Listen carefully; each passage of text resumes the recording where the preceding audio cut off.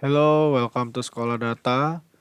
Di video kali ini gue akan coba menjelaskan apa itu looping. Jadi looping itu adalah pengulangan urutan instruksi atau pekerjaan yang sama sampai tercapai sebuah kondisi. Jadi biasanya looping itu kita gunakan di pekerjaan yang repetitif atau yang perlu diulang beberapa kali.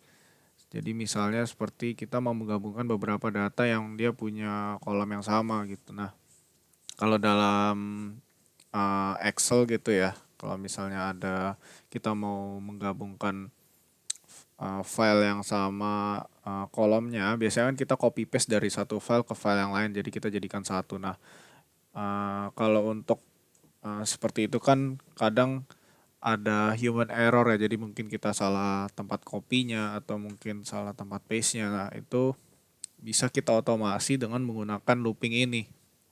Nah, sebagai contoh kasus kita akan coba menggabungkan beberapa data. Jadi kalau teman-teman lihat di folder ekstrak RAR-nya itu ada 4 file CSV ya. Jadi ada data 1, 2, 3, dan 4 ini. Kita akan coba menggabungkan 4 file ini. Jadi sebelum menggabungkan kita coba panggil dulu satu-satu. Jadi kita coba cek apakah memang sudah benar sama atau belum isi dari kolomnya, urutan kolomnya. Ini kita ketik data1.csv, kemudian kita kopas.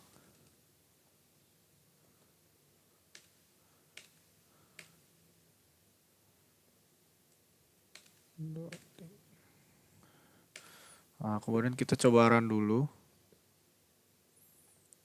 Oke, sekarang kita coba cek satu-satu. Jadi kita coba klik semuanya yang ada di environment ini. Kemudian kita cek aja, ini ada 11 kolom.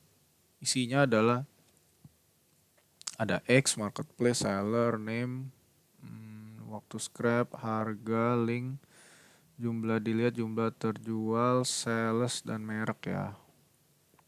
Data kedua juga masih sama, 11 kolom juga, isinya sama juga ya.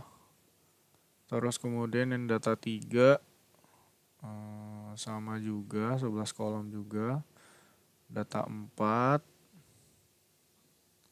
nah ini udah sama semua. Kalau sudah dipastikan sama semua, sekarang kita mulai urutannya. Jadi yang pertama itu adalah teman-teman mengelis dulu file yang ada di folder tempat uh, file yang akan teman-teman gabung tadi. Jadi misalnya kita bikin dulu sebuah objek file, isinya itu adalah list dari file yang akan kita gabungkan. Jadi yang pertama itu ada path ya.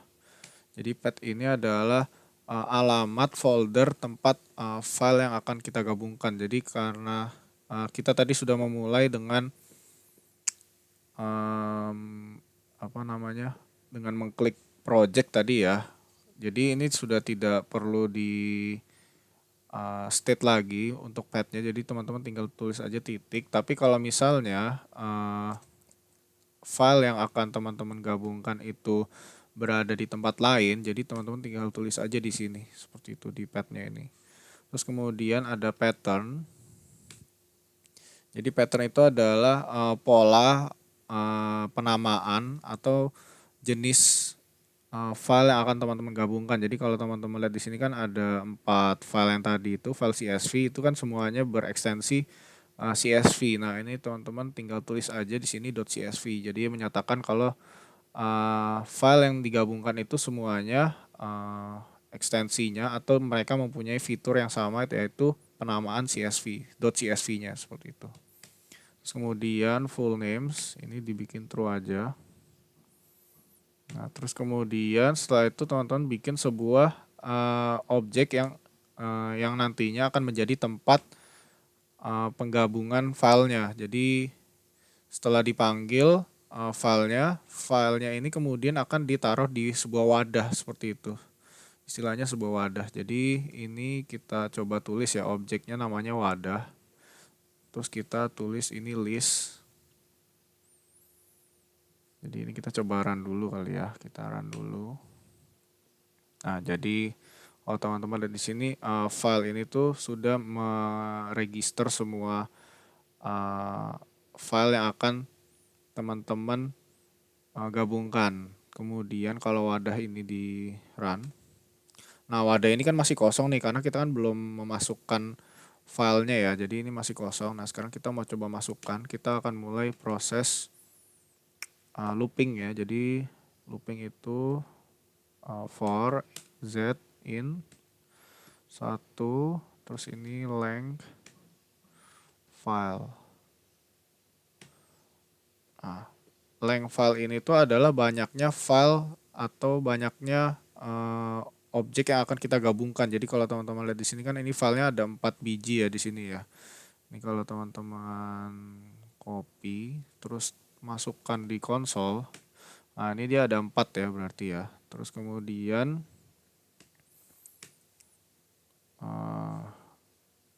aktivitas pertamanya itu adalah kita coba panggil dulu. Jadi data read.csv file kurung kotak z. Nah, ini maksudnya adalah jadi nantinya pertama di urutan pertama ya, pas urutan pertama, maka nanti dia akan membaca file CSV di urutan pertama ini. File 1 berarti ya, z-nya kan sama dengan 1 nih. Kalau misalnya urutan pertamanya 1 berarti nanti dia akan membaca file dari data 1.csv ini. Nah, kemudian setelah dibaca, kemudian kita langsung taruh di wadahnya. Jadi cara naruhnya adalah seperti ini. Jadi setelah dia baca, kita masukkan ke dalam objek data. Nah, nantinya isi dari objek data ini kita masukkan ke dalam wadahnya di urutan pertama. Begitu nanti seterusnya untuk yang urutan kedua, maka nanti dia akan membaca file urutan kedua. Jadi data2.csv ini dibaca, dimasukkan ke dalam data. Kemudian isi dari data ini dimasukkan lagi ke dalam wadah di urutan kedua. Seperti itu, logiknya seperti itu. Nah, sekarang kita coba run.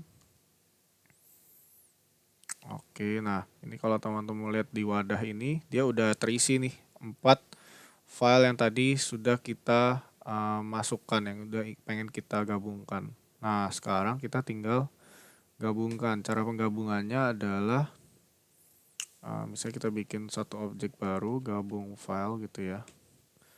Terus do call, terus plyr (2.2) airbind fill. Kemudian yang akan kita gabungkan adalah file-file yang ada di objek wadah ini. Jadi kalau ini jangan lupa kurung kutupnya, di run. Nah, sekarang sudah digabung semua nih. 4 file yang tadi akan kita gabungkan seperti itu. Jadi kira-kira seperti itu urutannya. Jadi kalau teman-teman mau review lagi urutannya seperti apa, ini aku udah tulis di sini. Kira-kira seperti itu. Nah, karena ini video terakhir, aku akan coba summary apa yang sudah teman-teman pelajari di modul ini. Jadi yang pertama itu kita sudah belajar tentang definisi dan alasan kenapa harus ada proses cleaning. Terus kemudian ada package dan cara memanggilnya, ada best practice cleaning juga. Terus kemudian ada perintah dasar manipulasi data, mulai dari tanda piping, terus kemudian ada perintah filter. Nah, dari perintah filter ini kita sudah belajar apa itu persen in persen, kemudian ada perintah is.na grepl. Ada juga untuk mengatur urutan kita menggunakan perintah range, ada manipulasi kolom dengan perintah select, rename, dan mutate. Dan kemudian ada group by dan summarize. Lalu kemudian ada juga perintah conditional. Lalu ada juga kita menggunakan gsub, kemudian ada p0 dan penggabungan data mulai dari inner join, left join, full join, dan right join. Kemudian ada long dan wide data, dan terakhir tadi adalah looping. Nah, supaya bisa jadi catatan teman-teman tinggal need aja ininya.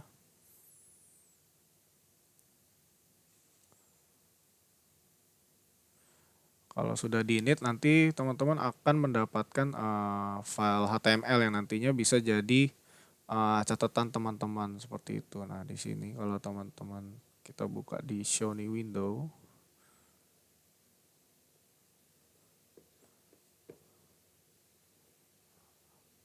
Nah, di sini sudah ada file HTML-nya seperti itu.